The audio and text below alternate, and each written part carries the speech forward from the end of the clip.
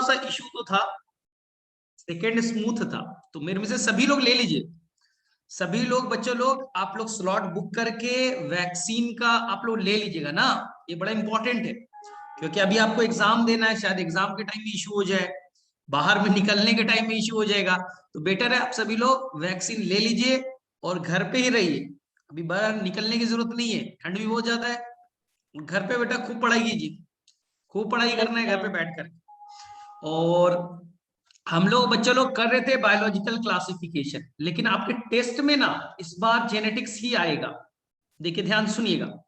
तो सर अगले डेस्ट में, इस टेस्ट के बाद में संडे को जो होगा वो आएगा बायोलॉजिकल क्लासिफिकेशन का। तो सर हम लोग जेनेटिक्स का प्रिपरेशन कहाँ से करें?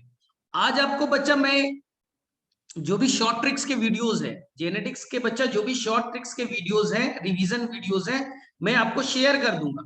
आप शॉर्ट ट्रिक्स को, रिवीजन को देख लीजिएगा और वहां से बच्चा आपका 12 का प्रिपरेशन भी हो जाएगा, बोर्ड का भी प्रिपरेशन हो जाएगा और टेस्ट का भी हो जाएगा। बायोलॉजिकल क्लासिफिकेशन तो आसान सही है, तो चलते रहेगा। चलो, तो बायोलॉजिकल क्लासिफिकेशन में हम लोग पहुंच गए थे बच्चा किंगडम प्रोटिस्टा तक, किसी को याद है? और आपको मैंने बोला था किंगडम प्रोटिस्टा को हम लोगों ने कितने पार्ट्स में डिवाइड किया है? 5 पार्ट्स में। चलिए फटाफट रिवीजन करते हैं 1 मिनट में, फिर आगे बढ़ेंगे। एनसीईआरटी के अकॉर्डिंग किंगडम प्रोटिस्टा को बच्चा हमने 5 पार्ट्स में पढ़ने हैं, ठीक है? जिसमें से पहले 2 बच्चा, पहले और पहला एनसीईआरटी में बच्चा क्राइसोफाइट, आप लोगों ने पढ़ा होगा तो मिला होगा। क्राइसोफाइट हमने यहां तक कंप्लीट भी किया था। जो क्राइसोफाइट है बच्चा लोग, वो प्लांट की तरह है, फोटोसिंथेसिस करेगा, पिगमेंट है, सेल वॉल है। दूसरा बच्चा आज जो पढ़ना है वो डीनोफ्लैजलेट्स है, ये भी बच्चा प्लांट की तरह है। डीनोफ्लैजलेट भी बच्चा प्लांट की तरह है, इनमें भी पिगमेंट होंगे, फोटोसिंथेसिस करेगा, सेल वॉल होंगे। तो डीनोफ्लैजलेट और क्राइसोफाइट ये प्योर कैसे है बच्चा लोग? प्लांट की तरह। तो प्लांट की तरह है तो कैसे होंगे? ऑटोट्रॉफिक। प्लांट की तरह है तो पिगमेंट होगा, प्लांट की तरह है तो सेल वॉल भी होगा। ठीक है, आज हम लोग डायनोफ्लैजोलेट को डिटेल से करेंगे। उसके बाद में बच्चा हम करेंगे एनसीईआरटी के अकॉर्डिंग यूग्लिनोइड्स। एनसीईआरटी में बच्चा यूग्लिनोइड्स पढ़िएगा ना, तो ये डुअल नेचर का है। दुनिया में एकमात्र ऑर्गेनिज्म बच्चा जो डुअल नेचर का है, और कोई नहीं है। यूग्लिनाइड्स के जो मेंबर है बच्चे लोग, वो दिन के टाइम में सनलाइट है तो फोटोसिंथेसिस करेंगे, ऑटोट्रॉफिक होंगे। सनलाइट नहीं है बच्चा तो वो बन जाएगा होलोजोइक, यानी वो एनिमल्स की तरह हेट्रोट्रॉफिक हो जाएगा। तो दुनिया का एकमात्र ऑर्गेनिज्म बच्चा जो ऑटो के साथ साथ हेट्रो भी शो करता है, यानी इनमें एनिमल और प्लांट के गुण एक साथ है, यूग्लिनोइड्स। इसे कहते हैं बच्चा मिक्सोट्रॉफिक, याद है ना? इसके अलावा बच्चा आप प्रोटिस्टा में पढ़ने वाले स्लाइम मोल्ड्स, दुनिया में जहां भी बच्चा नाम आ जाए मोल्ड्स, जहां भी बच्चा मोल्ड्स वर्ड आएगा ना, याद रखिएगा फंगस होता है। मोल्ड्स, ब्रेड मोल्ड ना, जहां भी मोल्ड वर्ड आएगा तो याद रखिएगा बच्चा मोल्ड्स का मतलब फंगस होगा, यानी ये सैप्रोफिटिक होगा, ये फंजाई की तरह होगा बच्चा, सैप्रोफिटिक होगा। आज हम डिटेल से करेंगे। और लास्ट में आज पढ़ने वाले बच्चा एनिमल की तरह होंगे, प्रोटोजुअन्स, यानी कुछ प्रोटिस्टा जो है वो एनिमल के भांति हैं ना, जिनके अंदर में फोटोसिंथेसिस नहीं होगा, सेल वॉल भी नहीं है, होलोजोइक है हमारी तरह। उसका नाम क्या होगा? प्रोटोजोन्स, यानी अमीबा पैरामीशियम वाले लोग। क्लियर है यहां तक? आपके साथ हमने डिस्कस कर रखा बच्चा क्राइसोफाइट्स। क्राइसोफाइट्स के बारे में 5 चीजें रिपीट कर दे रहा हूं। एनसीईआरटी ने क्राइसोफाइट को 2 पार्ट्स में डिवाइड किया है, याद कीजिए फटाफट। एनसीईआरटी ने क्राइसोफाइट को बच्चा 2 पार्ट्स में डिवाइड किया है। पहले का नाम एनसीईआरटी ने दिया है बच्चा लोग, जिसका नाम दिया है बच्चा डाई एटम्स, डाई एटम्स। और दूसरे का नाम एनसीईआरटी ने दिया है बच्चा लोग डेस्मीड। इस डेस्मीड को आप गोल्डन एल्गी भी कहते हैं, डेस्मीड को आप गोल्डन एल्गी भी कहते हैं। गोल्डन कलर क्यों है? क्योंकि पिगमेंट है, ठीक है। डाई एटम जो रहेगा वो बच्चा मरीन कंडीशन में, खारे पानी में यानी समुद्र में रहेगा, और डेस्मीड बच्चा रहेगा फ्रेश वाटर में, यानी नमक वाले पानी में नहीं रहेगा। ये बच्चा रिवर में, लेक में मिलेगा, फ्रेश वाटर में मिलेगा, जिसमें नमक ना हो, फ्रेश वाटर। डाई एटम्स का जो सेल वॉल है, याद कीजिए वो था बच्चा सूप बॉक्स लाइक, आपके घर में जो साबुनदानी है उनकी तरह दिखेगा, पहला चीज। और ये बच्चा कोई सीलिया फ्लैजला नहीं है, तो ये आराम से पानी में फ्लोट करेंगे, और पानी के बहाव जैसा आएगा वैसे ही फ्लोट करेंगे। इसलिए एनसीईआरटी ने क्या दिया है, पैसिवली फ्लोट। इनमें कोई सीरिया फ्लैजला नहीं है कि खुद से एक्टिवली फ्लोट करे, जिधर पानी का बहाव होगा उधर फ्लोट कर जाएंगे, पैसिवली फ्लोट। इनके सेल वॉल में धीरे धीरे केमिकल का डिपोजिशन हो जाएगा बच्चा, सिलिका का, इसलिए इसका सेल वॉल हार्ड हो जाएगा। और जब इनका डेथ होगा तो सेल वॉल रिमेन रह जाएगा, बचा हुआ रह जाएगा, और एक हार्ड स्ट्रक्चर बनाएगा जिसका नाम एनसीईआरटी में डाइएटोमेशियस अर्थ, पत्थर नुमा जो स्ट्रक्चर बन गया नाम है डाइएटोमेशियस अर्थ, जिसका हम लोग कॉमर्शियल यूज करते हैं। कहां, तो हम लोग फिल्ट्रेशन में यूज करेंगे, सिरप के, ऑयल के फिल्ट्रेशन में, स्टोन के पॉलिशिंग में। ठीक है, इतना याद है सभी को, रिवीजन हो गया, सभी को याद है ना, क्राइसोफाइट में मैंने करा रखा है। और they are chief producer on the ocean. Ocean में कोई प्लांट नहीं है, मैंगो, पीपल, लीची, अमरूद नहीं है, तो खाना बनाने की जिम्मेदारी किनके पास है, ओशन में खाना बनाएगा कौन, प्लांट तो है नहीं, तो खाना बनाने का जिम्मेदारी यानी फोटोसिंथेसिस फूड बनाने की जिम्मेदारी वो कौन संभालेगा, क्राइसोफाइट, इसलिए इसे नाम दिया chief producer on ocean. Chief producer on ocean, क्या यहां तक सभी को याद है, आगे बढ़े हम लोग, रिकैप हो गया क्या, हम लोग आगे बढ़े, फटाफट बोलो यस नो। चलिए हम लोग आगे बढ़े, डायनोफ्लैजलेट्स में मूव करें, चलिए आप लोग मैसेज कीजिए। चलिए तो हमारा सेकंड टॉपिक आज का स्टार्ट हो रहा है जिसका नाम है बच्चा डायनोफ्लैजलेट। डायनो का मतलब दो, दो फ्लैजला होंगे, डायनोफ्लैजलेट्स। चलिए सबसे पहले इसका नाम में लिख रहा है बच्चा, इसके अंदर में दो फ्लैजला होंगे, डीनो का मतलब दो, to have the two flagella. इनके अंदर में प्लांट के गुण होंगे, प्लांट की तरह है तो ये पिगमेंट भी रखेगा, और पिगमेंट बच्चा बहुत अलग अलग कलर के होंगे। एनसीईआरटी जब पढ़ेंगे तो इनके अंदर में अलग अलग पिगमेंट होने के चलते कोई रेड कलर का दिखेगा, कोई बच्चा येलो कलर के दिखेंगे, कोई बच्चा ग्रीन कलर का दिखेगा। ठीक है, ये अलग अलग कलर के, ऑरेंज कलर के दिखेंगे, अलग अलग कलर रहेगा क्योंकि इनमें पिगमेंट है, और डिपेंड ऑन पिगमेंट, जैसा पिगमेंट होगा वैसा ये कलर अलग अलग शो करेंगे। डायनोफ्लैजलेट्स में देख लीजिए, इसे हम लोग कहते हैं बच्चों लोग आर्मी लाइक एल्गी। सर क्यों, एक एक चीज को समझेंगे, आर्मी लाइक एल्गी, ये आर्मी की तरह दिखता है, सर क्यों, एक्सप्लेन कर दीजिए एक चीज। चलिए दूसरा, इसे हम लोग कहते हैं बच्चा नाइट लैम्प, ये रात में लैंप का काम करता है, नाइट लैम्प, ये समुद्र में लैंप का काम करता है। ठीक है, नाइट लैम्प। तीसरा इसे कहते हैं घोस्ट एल्गी, भूत वाला एल्गी, भूत, घोस्ट का मतलब भूत होता है ना, घोस्ट एल्गी। चलिए इसके क्यों नाम पढ़े, ठीक है। और यहाँ पे एक वर्ड पढ़ेंगे बच्चे, इसमें रेड टाइड्स, रेड टाइड्स पढ़ने वाले, ये बच्चे चार चीजें हम लोग पढ़ने वाले। अब एक एक चीज को ध्यान से देखिए, आर्मी लाइक एल्गी क्यों बोला, अगर इसके स्ट्रक्चर को आप देखिएगा, इसके स्ट्रक्चर को देखिएगा तो बॉडी के अंदर, इसके बॉडी के अंदर में जो ऊपर का सरफेस होगा उसके अंदर में देखिए ध्यान से, छोटे छोटे खांचे बने होंगे, सेल प्लेट, सेलुलोज के प्लेट बने होंगे, खांचे बने होंगे, जिसे मछलियों में देखा है, अगर आपने मछलियों में देखा होगा ऊपर में कुछ ऐसे बने होते हैं डिफेंस के लिए। तो पुराने जमाने में आर्मी लोग, पुराने जमाने में जो आर्मी लोग होता है ना, सेनापति लोग, वो लोहे का बच्चा पहन लेता था जिससे कि उस पर कोई तलवार से अटैक ना करे। राजा लोग, महाराजा लोग जो लड़ाई करते थे, राजा तो लड़ता नहीं था, सेनापति लड़ते थे, तो सेनापति जो लड़ते थे उनमें बॉडी में खांचे होते थे, इसी को कहता था प्लेट, सेल प्लेट है, किसका बना हुआ है, सेलुलोज के। तो इनका अपीयरेंस कैसा दिख रहा है, आर्मी की तरह दिख रहा है, एक तरह से आर्मी की तरह ये खांचे नुआ होते हैं, बॉडी में छोटे छोटे खांचे बने होते हैं, इसलिए नाम पड़ा army like algae, army like algae. पहला चीज क्लियर हो गया, आर्मी लाइक एल्गी क्यों कहा, तो क्वेश्चन बनवाने में एक वर्ड मिलेगा armoured algae, armoured algae, army like algae, armoured algae, क्योंकि इनके बॉडी में छोटे छोटे खांचे होते थे प्रोटेक्शन के लिए। अब एनसीईआरटी में देखिए बच्चा कैविटी वर्ड यूज किया, यहां पर बीच में खाली जगह है ना, इससे देखिए एक बच्चा फ्लैजला इस डायरेक्शन में है, इस डायरेक्शन में, वर्टिकल डायरेक्शन में एक फ्लैजला, और एक फ्लैजला देखिए, एक फ्लैजला देखिए इस डायरेक्शन में है, तो how many they have flagella, two flagella, इसलिए नाम पड़ा dinoflagellate, they have the two flagella, एक बच्चा ट्रांसवर्स डायरेक्शन में, एक बच्चा वर्टिकल डायरेक्शन में, ठीक है, तो दे हैव टू फ्लैजला, इसलिए नाम पड़ा डायनोफ्लैजलेट। याद हो गया।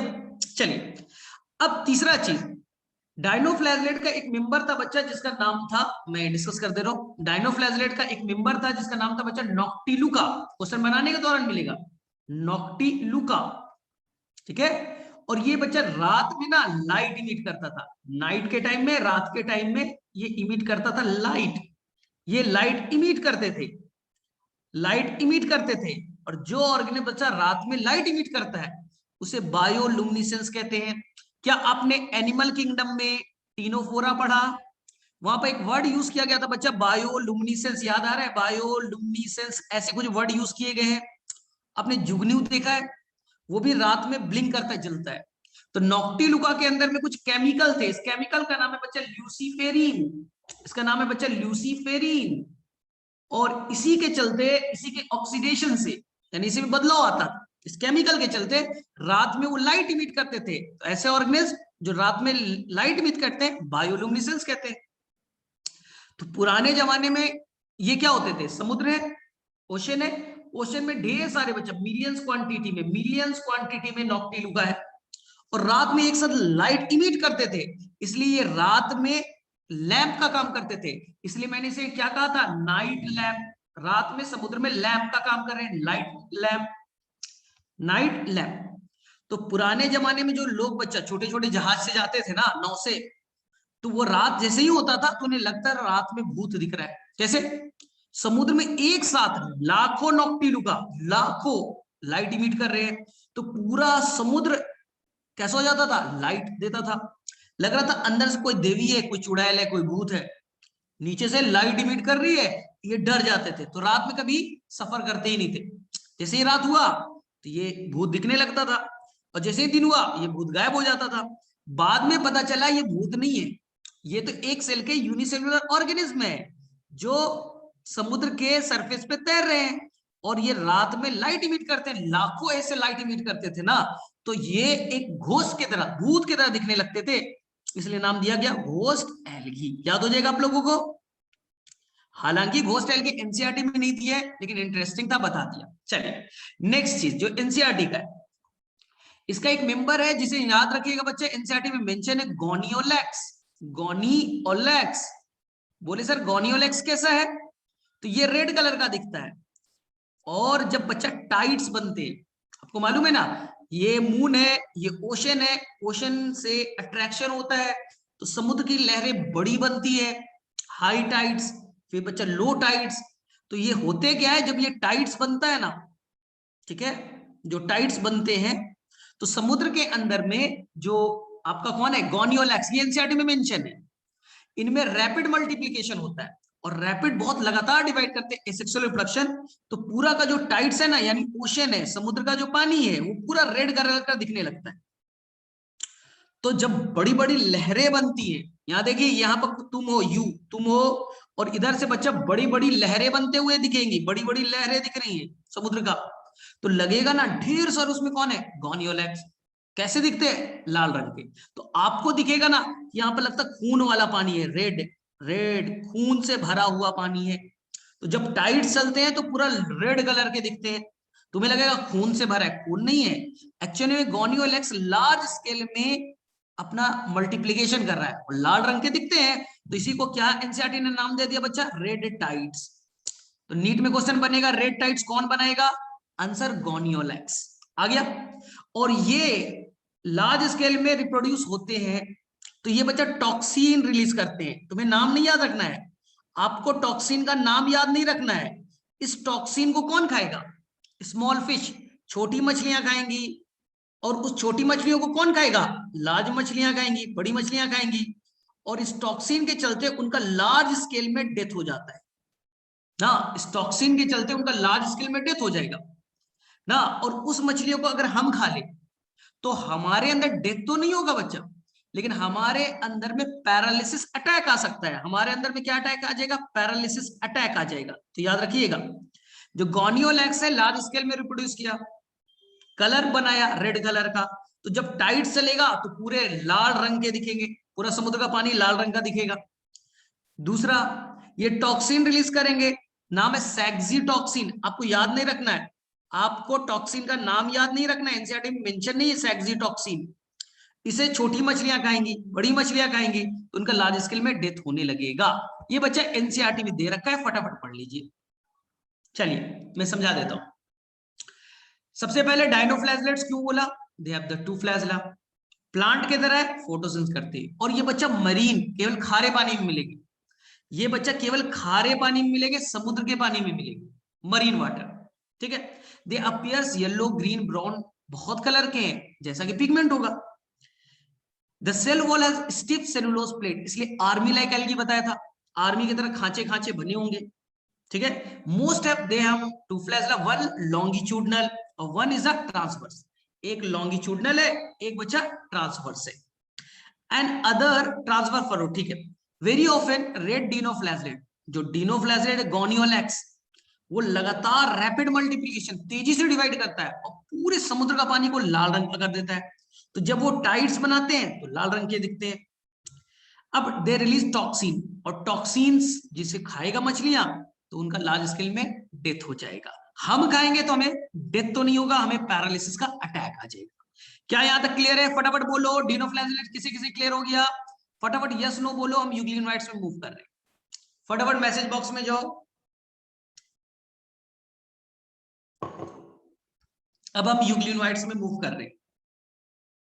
ठीक है, मेरे में से क्लियर है सभी को ना? चलिए चलिए, तो अब हम लोग मूव कर रहे हैं बच्चे लोग यूग्लिनोइड्स। कुछ नहीं याद करना, यूग्लिनोइड तो बहुत आसान है। चलिए यूग्लिनोइड्स, मैं एक ट्रिक दे देता हूं, पहले आपको एक ट्रिक दे देता हूं यूग्लिनोइड्स। देखिए सबसे पहले हमने पढ़ा बच्चा क्राइसोफाइट, C4 क्राइसोफाइट, ये बच्चा दोनों जगह रहेगा। ये बच्चा डायटम्स थे तो मरीन कंडीशन में, और गोल्डन एल्गी था, गोल्डन एल्गी थे, डेस्मिड थे फ्रेश वाटर में, हो गया ना?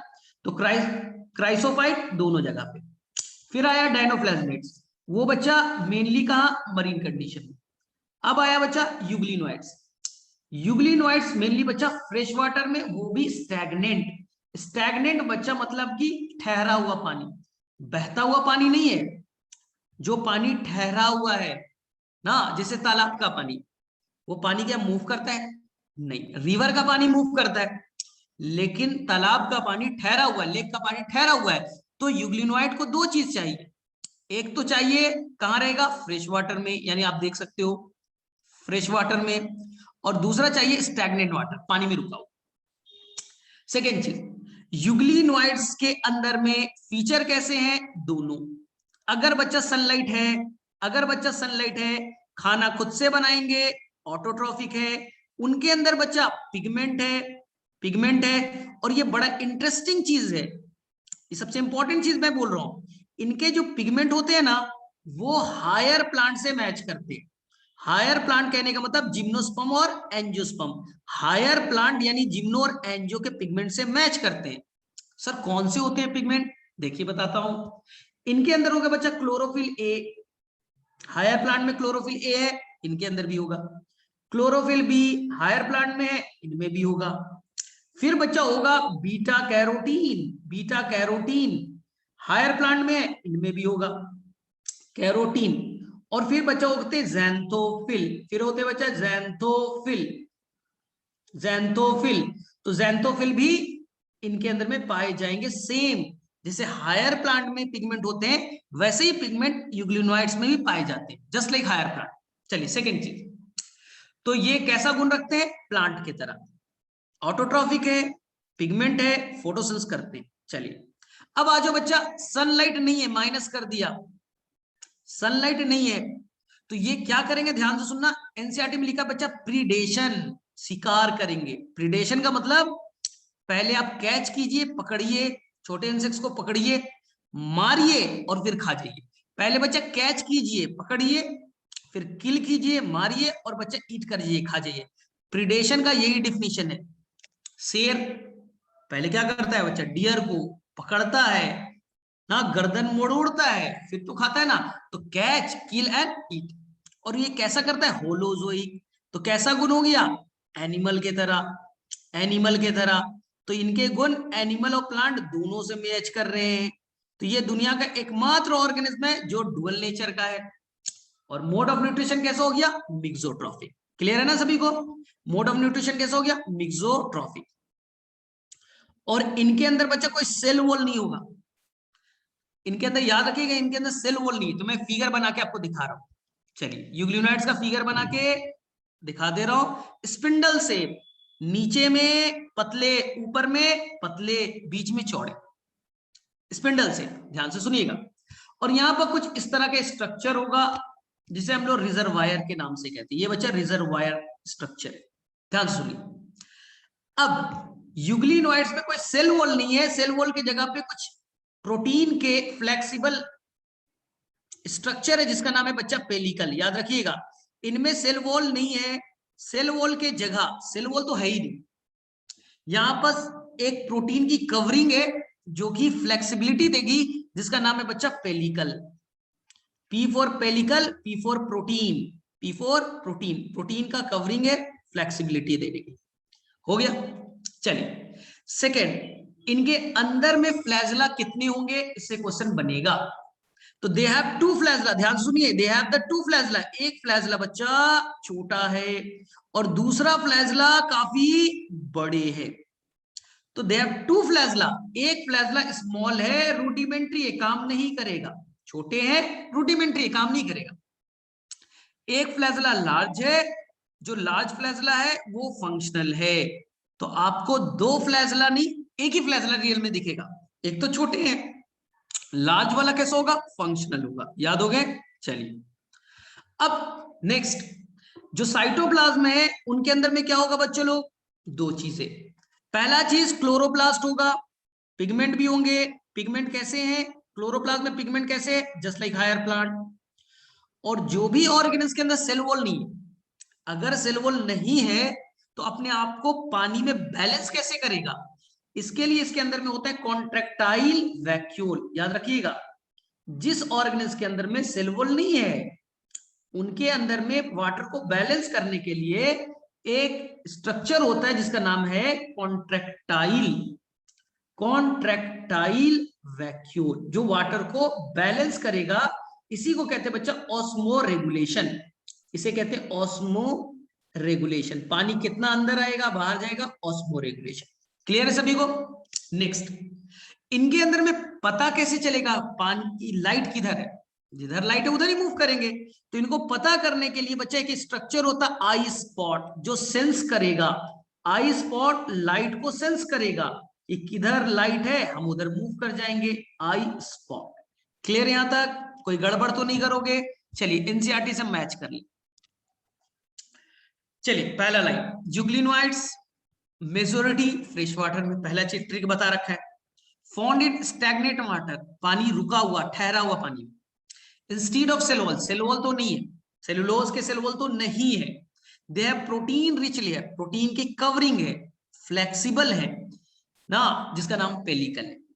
दे have two flagella, one short and one long, बताया था, एक छोटा एक बड़ा। दो दे आर फोटोसिंथेटिक इन, ठीक है, प्रेजेंस ऑफ सनलाइट, सनलाइट है फोटोसिंथेसिस करेंगे।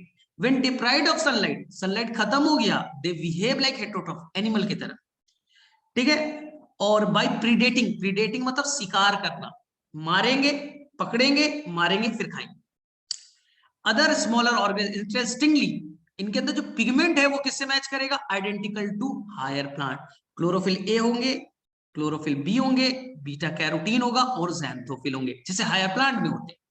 Example Euglena. अब मैं एक चीज क्लियर कर दूं, सर यूग्लिना यूग्लिनोइड्स में डिफरेंस, ध्यान से सुनिए। यूग्लिनोइड्स एक ग्रुप है, यूग्लिनोइड्स एक ग्रुप है जिसमें यूग्लिना की तरह कई सारे ऑर्गेनिज्म, यानी दुनिया में मिक्सोट्रॉफिक केवल यूग्लिना नहीं है, यूग्लिना के अलावा और भी बहुत सारे ऑर्गेनिज्म होंगे, उन सबको मिला दिया तो ग्रुप का नाम यूग्लिनोइड्स, उसका मेन मेंबर यूग्लिना। तो यूग्लिनोइड्स एक ग्रुप है, उसका एक मेंबर है यूग्लिना। ऐसे और भी ऑर्गेनिज्म पॉसिबल हैं जो मिक्सोट्रॉफिक होंगे, उनके अंदर सेल वॉल में एब्सेंट होगा। चलो क्या यहां तक समझ में आ गई सभी को? यस नो लिखिए, हम आगे बढ़ेंगे स्लाइड मोड्स में। फटाफट बोलो, क्या यहां तक सभी को क्लियर है? क्या यहां तक सभी को क्लियर है? कर लोगे? पूरा एनसीईआरटी मैंने कवर कर दिया है, समझा दिया है। चलिए आगे बढ़े, स्लाइड मोड्स में थोड़ा डिफिकल्ट है। चलिए तो अब हम लोग तीसरा पार्ट पे आ रहे हैं, स्लाइम मोल्ड्स पे। चलिए ध्यान से देखिए, स्लाइम मोल्ड्स को कवर करते हैं। ये नेक्स्ट टॉपिक, स्लाइम मोल्ड्स। बोलिए फटाफट बताइए, कैसा होगा? प्लांट की तरह, एनिमल की तरह, फंगस की तरह? फटाफट बोलो, कैसा होगा? प्लांट्स की तरह, एनिमल की तरह, फंगस की तरह? स्लाइम मोल्ड्स का कैरेक्टर कैसा होगा? बोलिए फटाफट आंसर कीजिए। Answer is the fungi. लेकिन बच्चा ये नेकेड फंजाई है। बोले मतलब सर नेकेड फंजाई कहने का मतलब, नेकेड फंजाई कहने का मतलब, फॉल्स फंजाई कहने का मतलब नेकेड क्यों कहा सर? क्योंकि इनमें सेल वॉल नहीं है तो सैप्रोफिटिक, लेकिन ये बच्चा नेकेड है, सेल वॉल नहीं है। चलिए ध्यान से सुनिएगा, मैं एक फिगर बना रहा हूं, क्लियर हो जाएगा। इधर देखो, इस फिगर को ध्यान से सुनिएगा, एनसीईआरटी पूरा कवर हो जाएगा। यहां देखिए ध्यान से, ये बच्चा आपका स्लाइम मोल्ड से, ये अमीबा के बाहर है बच्चा, सेल वॉल नहीं है, सेल वॉल नहीं है, सैप्रोफिटिक है। डेड को, मरे सड़े गले हुए को सैप्रोफिटिक करके, डेड डिकम्पोज कर को खाता है, इसलिए इसका नाम फंगस है। लेकिन सेल वॉल नहीं है, इसलिए नाम दिया नेकेड फंजाई। चलिए याद रखिए। सेकेंड चीज, इनके अंदर न्यूक्लियस बच्चा मल्टी न्यूक्लियड होंगे, ढेर सारे न्यूक्लियस होंगे। अगर आपके पास एनसीईआरटी है तो आपको वहां पर बच्चा ढेर सारे न्यूक्लियस दिखेंगे। एक सेल है, बहुत सारे न्यूक्लियस है, मल्टी न्यूक्लियड। ठीक है। चलिए सर, स्लाइम मोल्ड्स क्यों कहा? क्योंकि इनके अंदर बच्चा बॉडी के बाहर में कुछ चिपचिपे सब्सटेंस होते हैं, स्लाइम लेयर की कवरिंग होती है, स्लाइमी सब्सटेंस, चिपचिपे सब्सटेंस होते हैं। सेलुलर मेम्ब्रेन के बाहर में कुछ स्लाइम लेयर होता है, चिपचिपे सब्सटेंस होते हैं, इसलिए नाम पड़ा बच्चा स्लाइम मोल्ड्स। याद हो गया? चलिए, जब बच्चा फेवरेबल कंडीशन होगा, ध्यान से सुनिएगा, एनसीईआरटी का वर्ड बोल रहा हूं, जब बच्चा फेवरेबल कंडीशन है, प्लांट है, प्लांट के नीचे ये है, मिट्टी में, मिट्टी में है, ठीक है, और प्लांट के लीफ बच्चा टूट करके नीचे गिर रहा है, लीफ। और एनसीईआरटी का एक वर्ड है बच्चा ट्विग, ट्विग का मतलब ब्रांच, छोटे ब्रांच को हम लोग ट्विग कहते हैं, लीफ तो समझ में आ रहा है। जब लीफ गिर रहे हैं, खाना अवेलेबल है, फूड अवेलेबल है बच्चा, फूड अवेलेबल है ढेर सारे, तो ये स्लाइम मोल्ड्स, ढेर सारे स्लाइम मोल्ड्स पास में आ जाएंगे।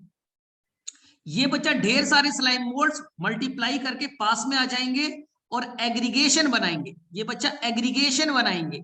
इस एग्रीगेशन को आपकी एनसीईआरटी ने नाम दिया बच्चा प्लाज्मोडियम। आपकी एनसीईआरटी ने इसका नाम दिया है प्लाज्मोडियम। यानी during favourable condition they will form aggregation of slime molds और they will grow to the several feet, कई फीट तक ग्रो कर गए क्योंकि खाना खूब सारा अवेलेबल है। इस एग्रीगेशन को हम नाम क्या देंगे? Plasmodium.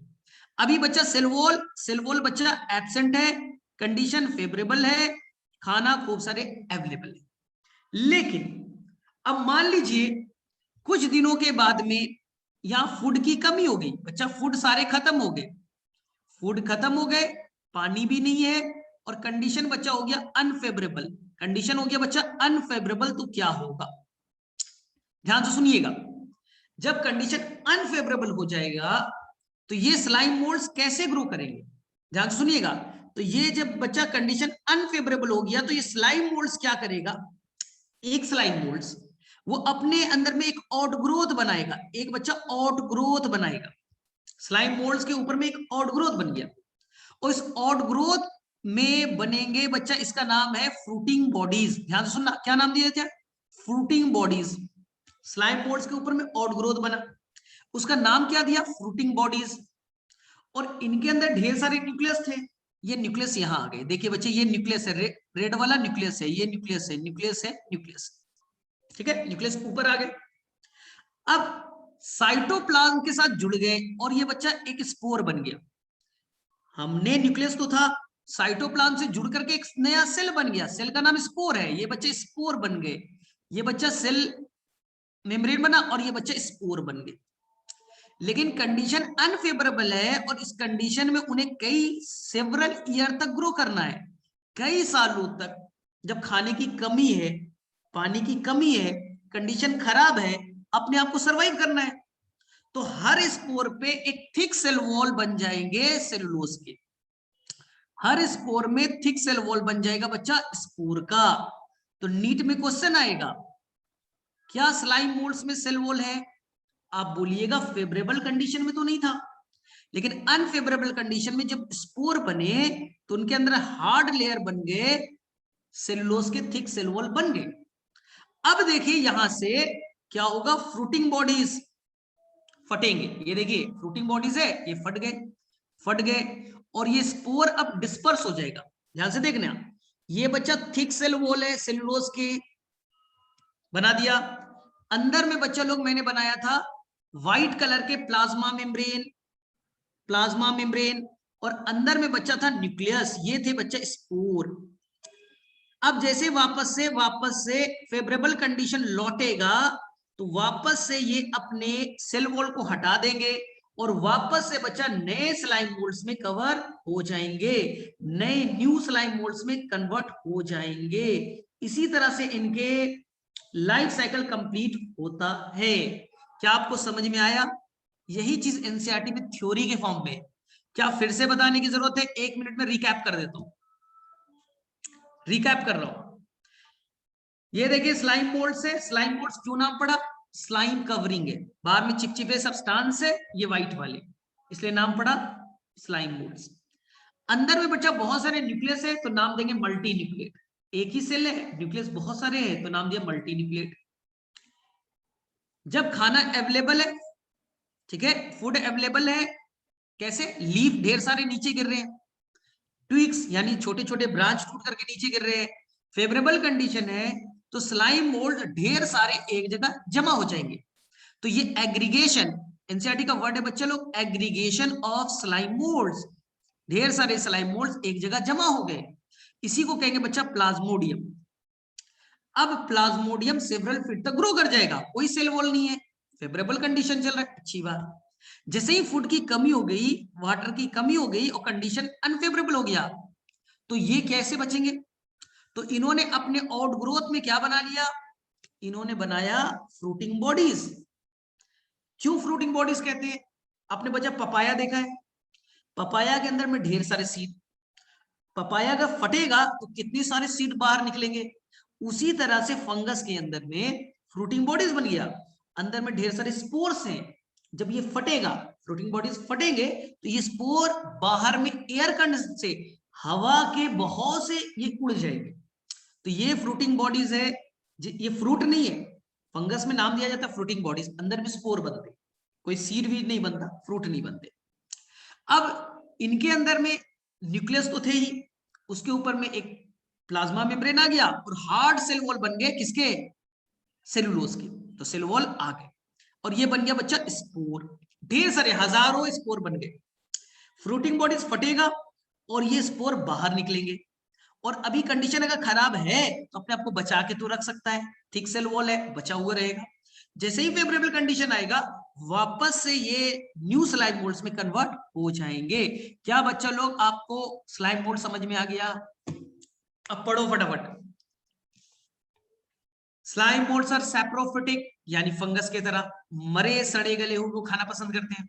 The body move along decaying twigs, twigs मतलब छोटे ब्रांच, एंड लीव्स, ठीक है, एंड लीव इंसल्फिंग ऑर्गेनिक मटेरियल, जो भी लीफ है उनको डिकम्पोज किया, उसके ऑर्गेनिक फूड को इंसल्फ कर लिया।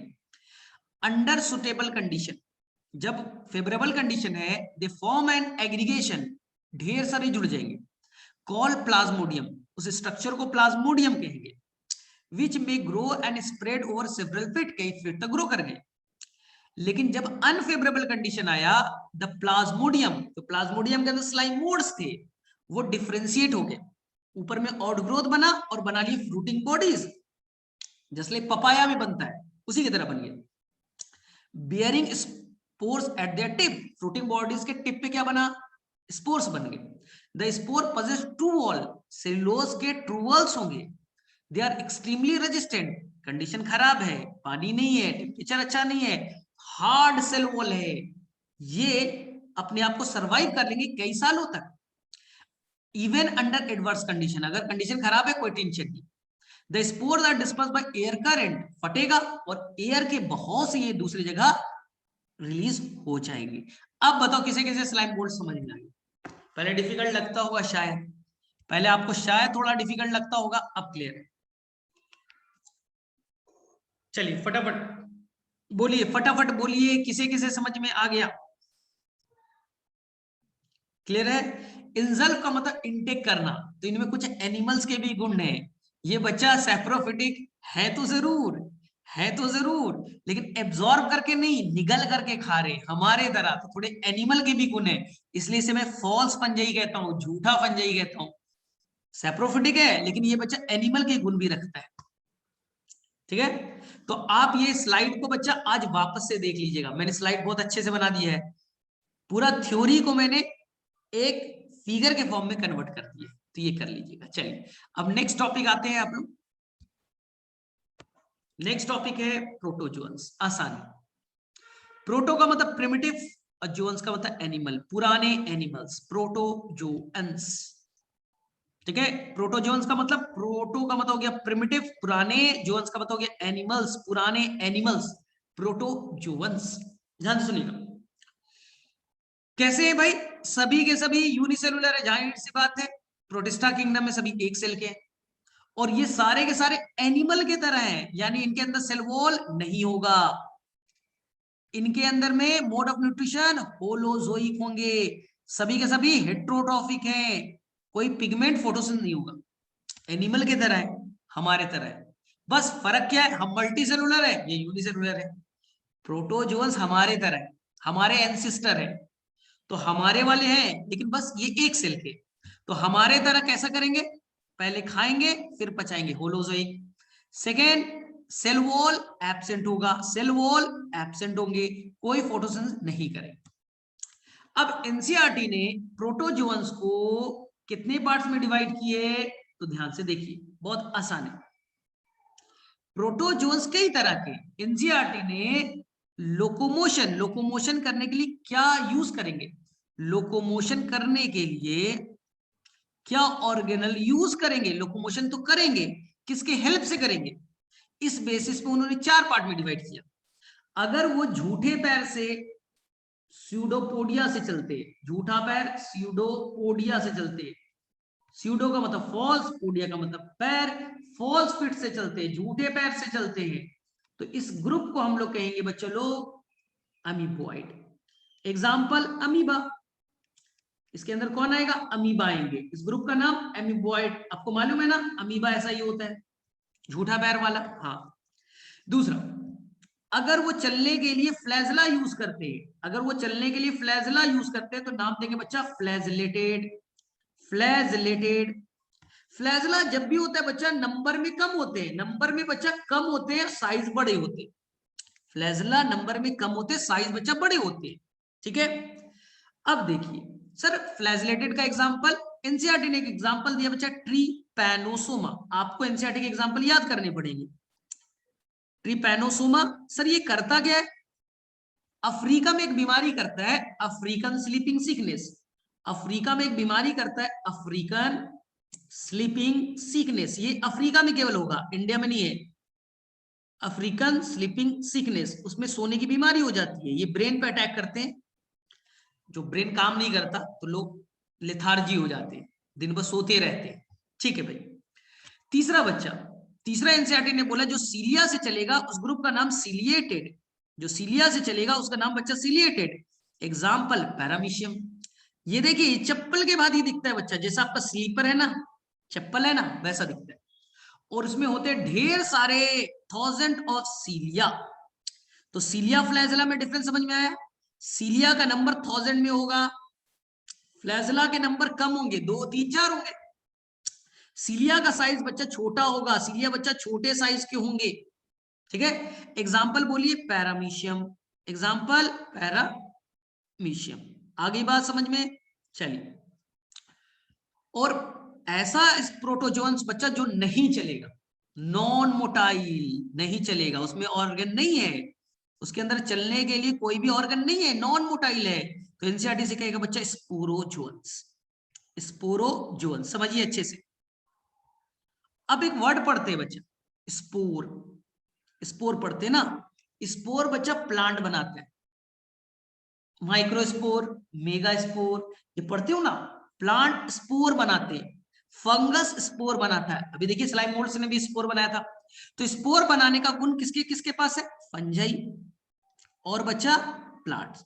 क्या हम स्पोर बनाते हैं? क्या बच्चा तुम कभी स्पोर बनाते हो? नहीं, हम लोग कोई स्पोर नहीं बनाते, एनिमल स्पोर नहीं बनाता।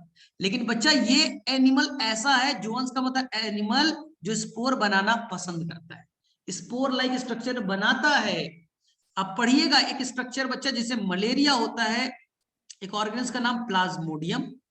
ये प्लाज्मोडियम कौन सी बीमारी कॉज करता है? मलेरिया।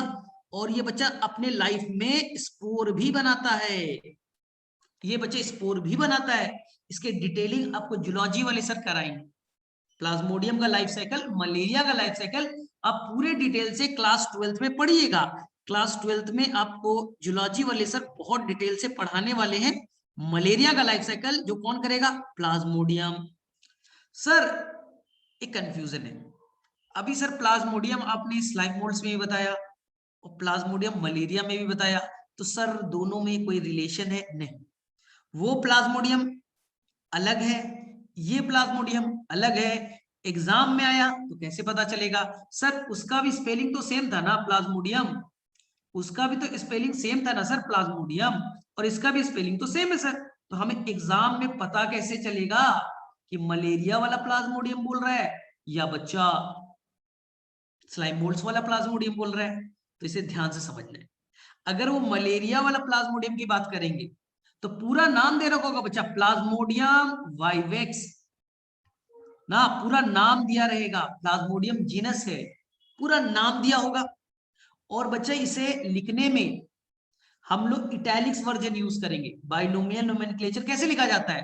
पहला लेटर कैपिटल, फिर सारे लेटर कैसे होते हैं? स्मॉल लेटर में, इटैलिक्स वर्जन में होते हैं। तो अगर आपको पूरा का पूरा बाइनोमियल नोमेनक्लेचर में दिया रहे, जैसे लिखा रहे ऐसे प्लाज्मोडियम प्लाज्मोडियम, ठीक है, इटैलिक्स वर्जन में, और बच्चा वाइवेक्स लिखा रहे, फैल्सीपेरम लिखा रहे, तो आपको समझना है बच्चा वो मलेरिया वाला बात कर रहा है।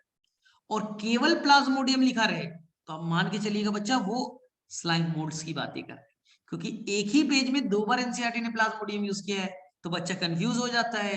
तो आपको ट्रिक से याद रखना है, मलेरिया वाला प्लाज्मोडियम है तो पूरा जीनस और स्पीसीज होगा, बाइनोमियल नोमेनक्लेचर का रूल फॉलो करेगा, पहला लेटर कैपिटल बाकी स्मॉल, इटैलिक्स वर्जन में लिखा होगा, ठीक है। तो आपको मानना है मलेरिया वाला प्लाज्मोडियम बात कर रहे हैं।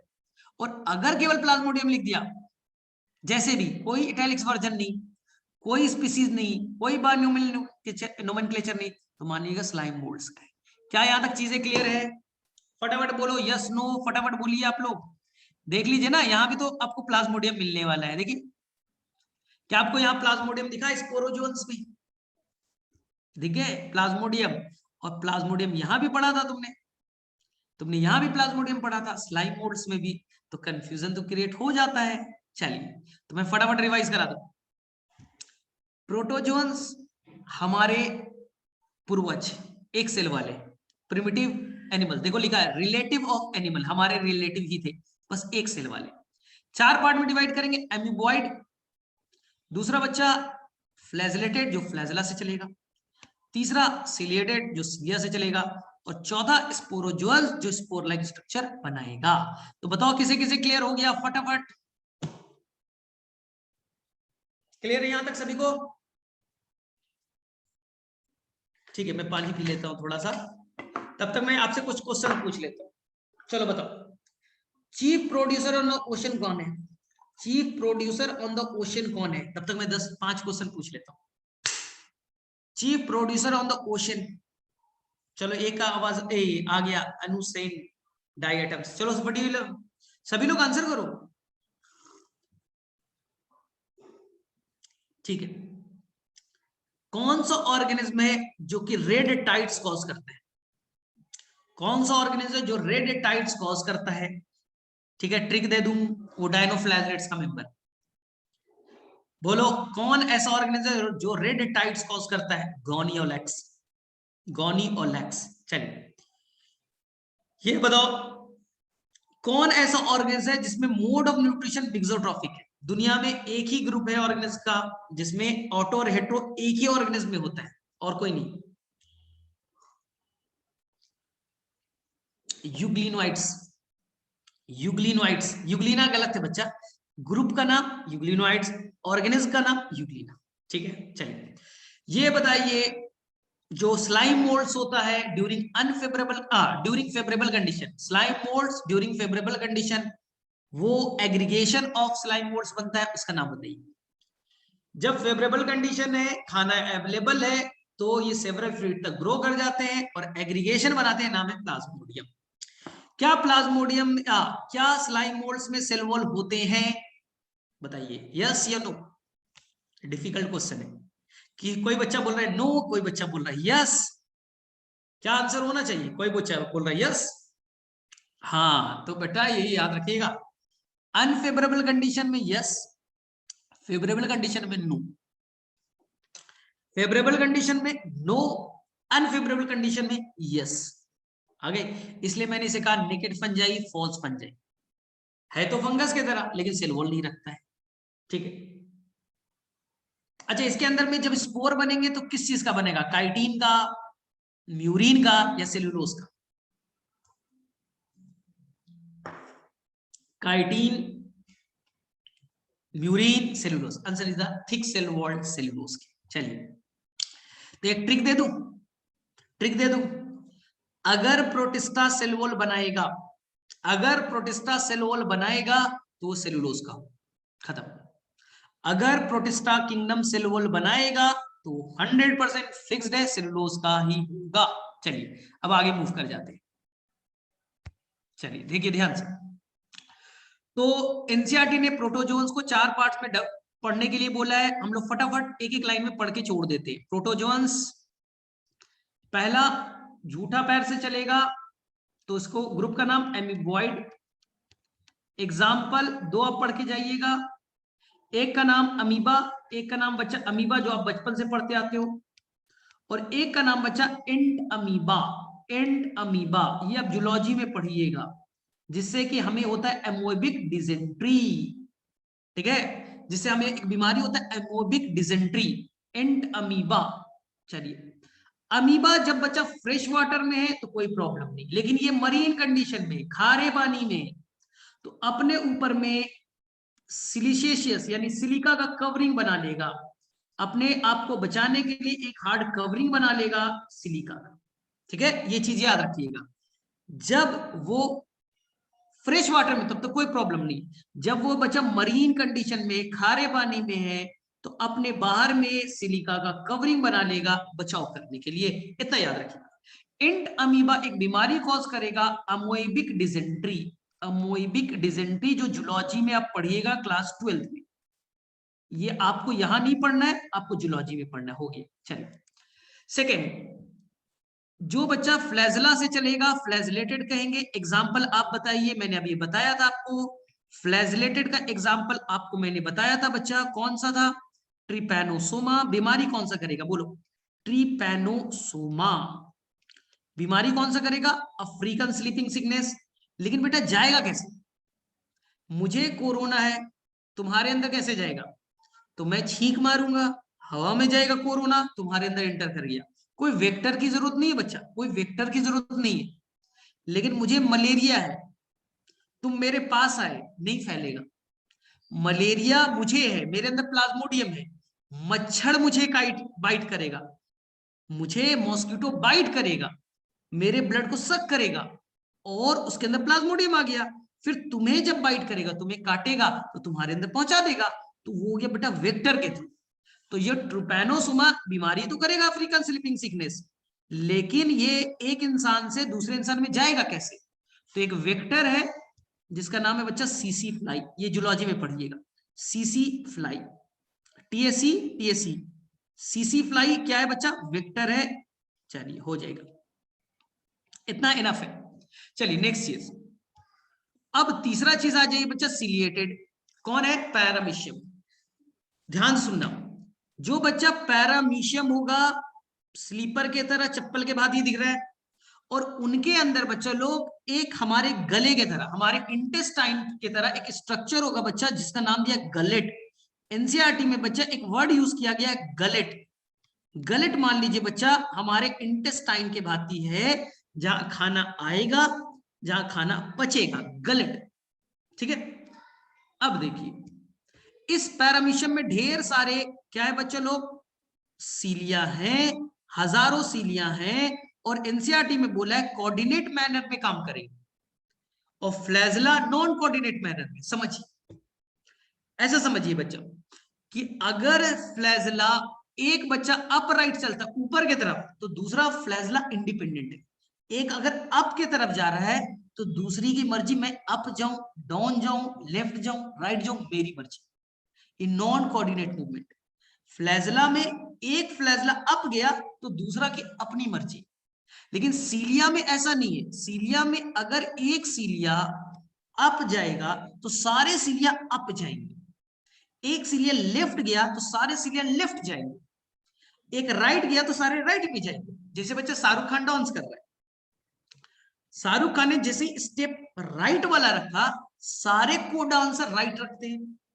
शाहरुख खान ने लेफ्ट हैंड उठाया तो सारे बच्चे लेफ्ट हैंड उठाते हैं। तो ये बेटा कोऑर्डिनेट। तो सारे सीलिया एक साथ मिल करके काम करते हैं, तो इसे एनसीईआरटी ने लिखा है कोऑर्डिनेट मैनर। ठीक है। और फ्लैजला में नॉन कोऑर्डिनेट मैनर। तो सीलिया का एक काम तो बेटा चलने में तो है ही है, दूसरा मेन काम है फूड को कैप्चर करने में। यहां देखिए ये फूड है, एनसीईआरटी में कहा है पानी, पानी में फूड है, इंसेक्ट्स है। अब सीलिया के हेल्प से, सीलिया केवल चलने में हेल्प नहीं कर रहा है, सीलिया के हेल्प से फूड को इस गलेट के अंदर डाला जाएगा ना। ये सीलिया सारे एक तरफ आ गए, फूड को अपने अंदर इंटेक करेंगे, और इंटेक करने के बाद गलेट में इनका होगा डाइजेशन, फूड होगा डाइजेस्ट, और डाइजेस्ट करने के बाद में सिंपल सब्सटेंस को बॉडी के अंदर में डाल दिया जाएगा। जैसे हमारे इंटेस्टाइन में खाना पचा, पचा हुआ खाना हमारे ब्लड में आ जाता है, वेस्ट मटेरियल बाहर चला जाता है। तो इनके अंदर में जो इंटेस्टाइन के भांति गलेट है, खाना पचा, पचा हुआ खाना बॉडी के अंदर में एब्जॉर्ब हो गया और अनडाइजेस्टेड बाहर निकल गए। तो ये क्लियर रहेगा आपको, क्योंकि एनसीईआरटी में बहुत डिफिकल्ट वर्ड दे रखे। देख लीजिए, फ्लैजलेटेड पढ़ लीजिए, सीलेटेड पढ़ लीजिए। दीज आर इक्वेटिक, पानी में रहते हैं, एक्टिवली मूविंग, क्योंकि बच्चे इनमें सीलिया है, खुद से चल सकते हैं। Organism because of presence of 1000 of cilia, इनमें 1000 ऑफ सीलिया है। दे हैव कैविटी, हमारे इंटेस्टाइन के भांति इनके अंदर में गलेट है, that opens to the outside of the cell surface, ये सेल सरफेस के बाहर में ओपन हो रहे। द कोऑर्डिनेट मूवमेंट, समझ में आया? शाहरुख खान लेफ्ट हैंड तो सारे लेफ्ट हैंड, राइट हैंड सभी राइट हैंड। और फ्लैजला सलमान खान है, उसे डांस नहीं आता, तो वो लेफ्ट हैंड रख रहा है, तो पीछे के को वर्कर कैसे कर रहे हैं? राइट हैंड रख रहे हैं। पीछे के को वर्कर कैसे, को डांसर कैसे रख रहे हैं? राइट हैंड को उठाया तो सलमान खान लेफ्ट हैंड को उठा रहा है, तो कोऑर्डिनेशन नहीं। The coordinate movement rose of सीलिया, सभी जो भी रोज बनाते हैं, पूरा का पूरा स्ट्रक्चर जो बन रहा है of सीलिया cause the water leaded with food, जो पानी में फूड भरा उसको इनटेक करने का काम है, to the steered into the gullet, अंदर में लेने का काम। Example is the paramecium. क्या सभी को क्लियर है? फटाफट बताओ, क्या यहां तक सभी को क्लियर है? कर लोगे? ठीक है, चलिए अब बताइए ध्यान से, स्पोरोजोल तो बताना जरूरी नहीं है। क्या मैंने बताया? स्पोरोजोन्स में स्पोर बनाएगा। ये कैसा होगा? पैरासाइट है। बीमारी कौन सा करेगा? मलेरिया नाम की बीमारी करेगा। इतना याद है। वेक्टर कौन है? Female Anopheles. ध्यान से सुनो। पैथोजेन कौन है? प्लाज्मोडियम। ध्यान से सुनना, यहां पर बच्चा गड़बड़ करता है इसलिए मैं यहां पर क्लियर कर दूं। पैरासाइट का नाम प्लाज्मोडियम, प्लाज्मोडियम। बीमारी का नाम मलेरिया, मलेरिया। एक इंसान से दूसरे इंसान में कैसे जाएगा? क्या हवा से जाएगा? नहीं। पानी से जाएगा? नहीं। कौन ले जाएगा? Female anopheles, female anopheles. Male नहीं ले जाएगा, फीमेल ले जाएगी, बाइट करेगी और वो दूसरे के अंदर में ट्रांसफर करेगी, उसे भी मलेरिया हो जाएगा। वेक्टर कौन है? Female Anopheles. आ गई बात समझ में? कोई गड़बड़ नहीं कीजिएगा। चलो नेक्स्ट। अब हमारा सेकेंड टॉपिक था बच्चा फंजाई। अब हमारे साथ टाइम कम है, फंजाई तो आज स्टार्ट कर नहीं सकते हैं, तो मैं क्या करूंगा, आप लोग बच्चा पता नहीं एक क्लास पीछे हो गए, या तो मैंने एक क्लास लिया नहीं था, याद करो 25 दिसंबर को मैंने नहीं लिया था। तो फंजाई वाला हम लोग एक क्लास पीछे हुए बैच 2 से। तो फंजाई का मैं एक बच्चा रिकॉर्डेड लेक्चर में आपको शेयर कर दूंगा। आपको करना क्या है, अगले क्लास तक उसे केवल देख करके आइएगा। अगले क्लास तक बस उस लेक्चर को देख करके आइएगा, जिससे कि हम अगले क्लास में जब पढ़ेंगे थोड़ा फास्ट पढ़ेंगे, थोड़ा जल्दी कवर हो जाएगा। नहीं तो बच्चा टाइम लग जाता है। देखो ना, फिर से फंगस में 3 क्लास चाहिए, नहीं इतना टाइम नहीं। तो बेटर है कि मैं आपसे लिंक शेयर कर दूंगा, आप केवल अगले क्लास में जब हम लोग मिलेंगे एक बार बच्चा घर पे बैठ करके फंगस के लेक्चर को देख जाइएगा। उसके बाद में जब क्लास कीजिएगा तो मैं थोड़ा फास्ट कराऊंगा, चीजें समझ में आ जाएगी, तो आपको भी जल्दी हो जाएगा, मेरा भी जल्दी हो जाएगा। नहीं तो सिलेबस बहुत पीछे चल रहा है, फिर वायरस में भी क्लासेस चाहिए और फंगस डिफिकल्ट है। तो हम लोग 2 क्लास बात करेंगे, फंगस को 2 क्लास देंगे, लेकिन अगर आप पहले से देखे हुए रह गए तो जल्दी हो जाएगा। क्लियर है यहां तक सभी को? तो मैं आज आपको 2 लिंक शेयर कर दूंगा, एक फंगस को लेकर के और बच्चा एक जेनेटिक्स का लेकर के। जेनेटिक्स का टेस्ट आने वाला है, तो आप बच्चा वहां से रिवीजन लेक्चर कर लीजिएगा। फंगस अगली क्लास में हम लोग करेंगे। किसी को डाउट है तो बच्चे? अच्छा, फीमेल एनाफिलीज ही क्यों? चलिए, ये अच्छा क्वेश्चन है। देखिए, मेल एनाफिलीज क्यों? मेल, देखिए, ये जो हमारी ब्लड को सक करती है ना, खून को चूसती है ना, तो एक्चुअली में वो अपने फूड के लिए नहीं चूसती। हमारे ब्लड में कुछ स्पेशल प्रोटीन है, ह्यूमन ब्लड में स्पेशल कुछ प्रोटीन है, जिससे इनका बॉडी वार्म रहता है, गर्म रहता है, जिससे अपने अंडे को, अपने एग को आसानी से डेवलप कर सके। जो फीमेल एनाफिलीज है उनके अंदर अंडे बन रहे हैं, वो अंडे को ले करेगी, जिससे लार्वा और नए मॉस्किटो तैयार होंगे। तो अपने अंडे को गर्म रखने के लिए ना, प्रॉपर ग्रोथ करने के लिए वो हमारे ब्लड का हेल्प लेती है। हमारे ब्लड से वो खाना नहीं लेती, फीड नहीं करती, खाना नहीं खाती, वो इसलिए लेती है कि हमारे ब्लड में स्पेशल प्रोटीन है, जिससे बॉडी वार्म रह सके और जिससे उनका एग का प्रॉपर डेवलपमेंट हो सके। मेल को ऐसा कोई जरूरी नहीं है, इसलिए मेल के अंदर में ये प्रोसेस नहीं होता है। ये कहानी नंबर 1 हो गई। सेकेंड चीज, मेल जो अपना खाने की भरपाई वो करता है प्लांट के सैप पे। प्लांट पे गया, फ्लावर से सैप को ले लिया, वहां से चल जाएगा। जो फीमेल है वो उनके पोर्स ऐसे होते हैं कि हमारे अंदर में डीप करे और चूस ले। चलो, तो क्लियर है यहां तक? आप लोग कर लोगे? किसी को डाउट है तो बोलिए फटाफट। किसी को डाउट? Anyone doubt? कर लोगे यहां तक? आप लोग कंप्लीट कर लोगे प्रोटेस्टा? और आप लोग फटाफट फंगस को भी कंप्लीट कर लीजिएगा। अगले क्लास में हम लोग फंगस को कंप्लीट कर लेंगे, ठीक है? तो आप पहले से देख करके आइएगा तो चीजें बहुत आसान लगेगी। Anyone doubt? चलो, समझ में आ गया सबको क्लास आज का? सबको समझ में आ गया? चलो, मैं 5 क्वेश्चन पूछता हूं, उसके बाद लीव आउट होगा। 5 क्वेश्चन और लीव आउट। चलिए, सबसे पहले बोलिए, ये बताइए, मैंने आपको आज बताया था जो ऑर्गेनिज्म लाइट इमिट करते हैं उसे क्या कहते हैं? आपने एनिमल किंगडम में पढ़ा है। जो ऑर्गेनिज्म रात में लाइट इमिट करते हैं उसे स्पेशल नाम देते हैं। किसी बच्चे ने बता दिया, दिया ने बायोलुमिनेसेंस। वो बच्चा कौन है? वो हमारे डिनोफ्लैजिलेट्स का ही मेंबर है। चलिए, सेकंड बताइए ध्यान से, जो अफ्रीकन स्लीपिंग सिकनेस होता है उसे कौन कॉज करता है?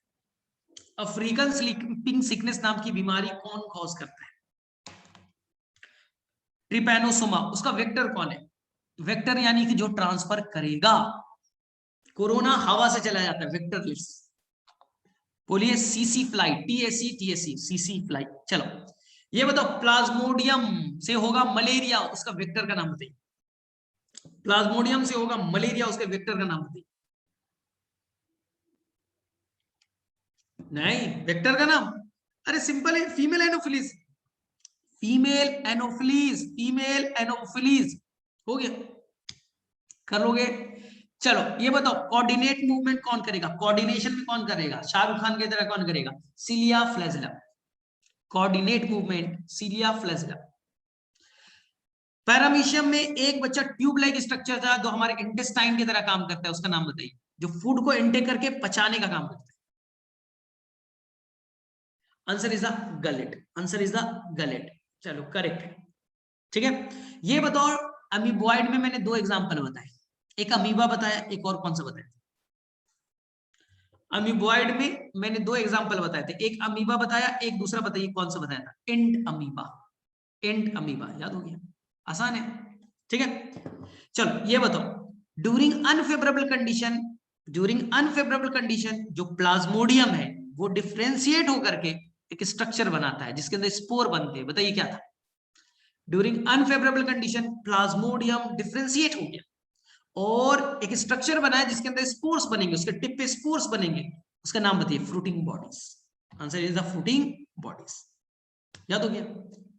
चलो, यूग्लिना के अंदर में पिगमेंट कैसा होगा? यूग्लिना के अंदर में पिगमेंट कैसे होगा?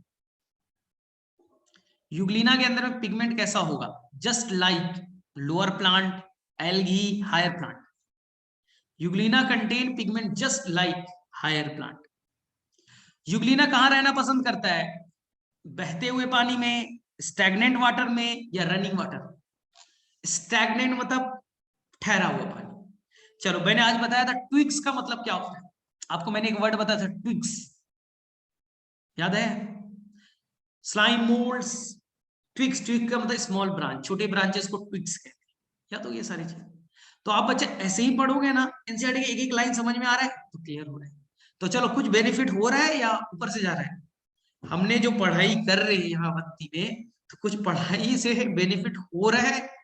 ठीक है? आप बच्चा एकदम सिंपल से, आपको तो मालूम है ना बायो में 100% क्वेश्चन वो एनसीईआरटी के आएंगे, लेकिन एनसीईआरटी के वर्ड बाय वर्ड समझ में आना चाहिए। हम लोग पढ़ पूरा लेते हैं, हम पढ़ पूरा लेते हैं, लेकिन समझ में नहीं आता। क्या तुम्हें पहले ट्विक्स मालूम थे? स्टैग्नेंट मालूम था? नहीं। तुम्हें ये नहीं मालूम था बच्चा प्लाज्मोडियम दो है, और हम प्लाज्मोडियम एग्जाम में कौन सा प्लाज्मोडियम करेंगे? एनसीईआरटी में दो प्लाज्मोडियम, तो प्लाज्मोडियम कौन सा प्लाज्मोडियम कहाँ है? बड़ा डिफिकल्ट था। तो चलिए, हम नेक्स्ट क्लास में मिलते हैं, तब तक के लिए गुड बाय। ठीक है? चलिए, तो हम लोग नेक्स्ट क्लास में मिलेंगे, आगे में हम लोग करते हैं।